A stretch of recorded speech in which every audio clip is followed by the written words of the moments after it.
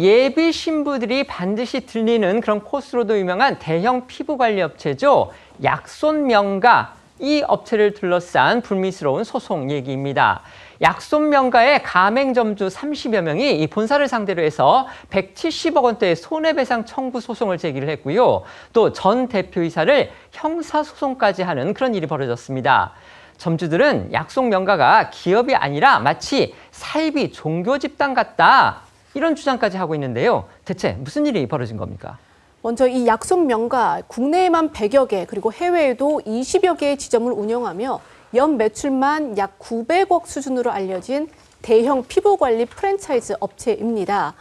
노컷뉴스 보도에 따르면요, 이 약손명가 가맹점주 이 수십 명이 전 대표이사 A씨로부터 숱한 갑질과 가스라이팅에 시달려 왔다, 이렇게 주장을 했습니다. 전 대표이사 A씨가 점주들에게 자주 고성과 폭언을 했다는 건데, 예를 들어 다른 점주들 앞에서 살을 빼라고 면박을 주거나 너희가 여기서 이 일을 안 했으면 뭘 했겠느냐라는 식의 모욕을 주는 일도 잦았다는 겁니다. 또 점주들은 한 달에 한 번 반드시 5시간 이상 본사 교육을 들어야 했고, 매출이 낮거나 본사에 미수금이 생길 경우 철학 교육 등 추가 교육을 들어야 했는데, 특히 A씨가 주도했던 교육과 면담은 악명이 높았다고 합니다. 밤 늦게 면담을 시작해 이튿날 새벽까지 이어지기도 했고, A씨가 점주들을 모아놓고 다그친 후에 점주들이 다 같이 책상 위에 무릎을 꿇고 올라간 일도 있었다는 증언도 있었고요. 처벌조로 점주들에게 매일 팔굽혀펴기 하는 동영상을 올리거나 매주 독서 후 독후감 제출이나 긴 글을 직접 손글씨로 수차례 받아 적게 하는 일명 깜지를 쓰도록 시킨 경우도 있었다는데, 점주들을 통해 해당 증거 영상이나 사진을 공개하기도 했습니다. 불가피한 경우로요, 이 교육, 그다음에 면담에 불참할 때가 있을 수 있죠. 그럴 경우에 전 대표 A씨 아주 강압적으로 추궁을 했고요. 심지어 자신에 대한 믿음 그리고 충성을 요구하는 이른바 가스라이팅도 했다고 합니다. 그렇습니다. 이 노컷뉴스가 공개한 일부 점주들과 A씨가 나눈 메시지를 보면요, 육아휴가로 교육에 불참한 점주에게 A씨는 교육은 누구를 위해 듣는다고 생각하냐고 이 반말로 질책성 메시지를 보냈고요. 또 제주도에서 진행된 교육에 참여하기 위해 비행기 티켓을 사비로 구입하는 것이 부담스럽다는 점주에겐 교육이 그 정도 가치도 못하는 것이냐고 되묻고, 또 백신을 맞아 교육에 참석하지 못했다는 이 점주에겐 회사 규칙을 안 지키면 안 좋은 일이 생긴다는 사실을 안 믿냐고 따져 묻기도 했습니다. 지금 저희가 이 카톡 메시지, SNS 메시지를 보여드렸는데 저는 특별히 또 눈길을 끈 점이 바로 그거였습니다. 이 회사 대표라는 분이 점주들한테 계속 반말을 합니다. 모르겠습니다. 그 양측의 관계가 어떤 식이고, 그다음에 나이나 연령대, 그리고 이전에 또 이 대표하고 점주들 사이에 어떤 개인적인 인연이 있는지는 모르겠지만 회사 대표가 점주들한테 저렇게 계속 반말을 하고 있는 거, 그건 또 왜 그런 건지, 도대체 어떤 속사정이 있는 건지, 과연 전 대표의 인성의 문제인지, 이런 부분도 사실 저는 개인적으로 궁금을 했는데요.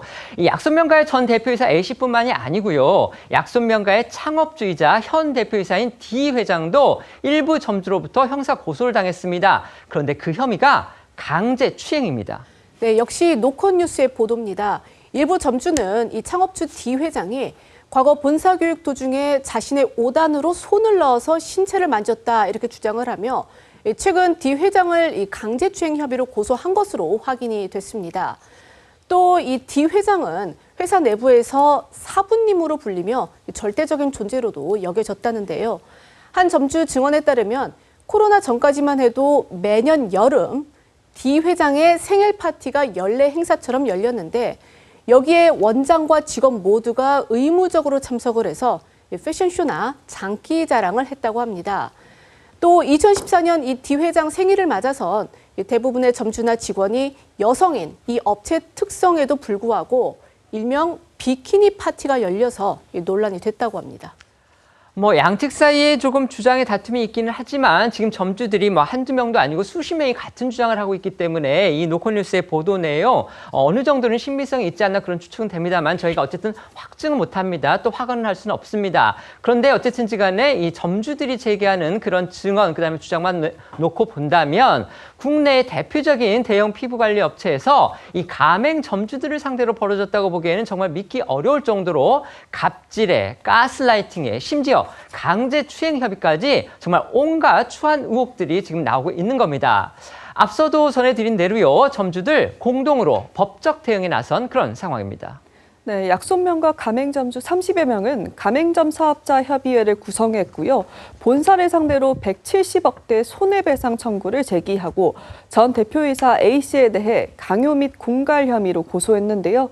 본사가 A씨 아들이 운영하는 회사 등 A씨와 특수 관계에 있는 회사가 만든 물품 구입을 강요하고 과도한 컨설팅 수수료를 물리는 등 불공정 거래 행위를 통해 막대한 부당이득을 얻었다는 겁니다.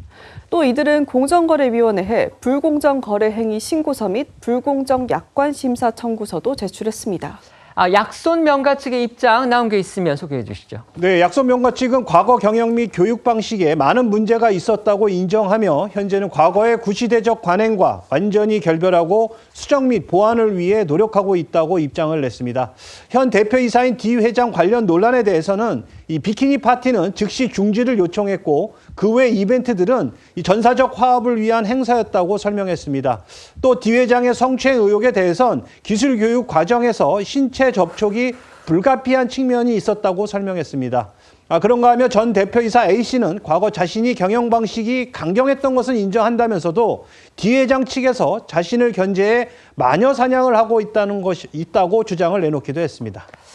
이 마지막 그 전 대표이사 A씨의 주장을 보면 그러니까 A씨하고 지금 D 회장 측이 뭔가 경영권 다툼 같은 게 있지 않나 이런 추측도 되는데 과연 후속 보도가 있는지 저희가 나오면 또 전해드리도록 하겠습니다.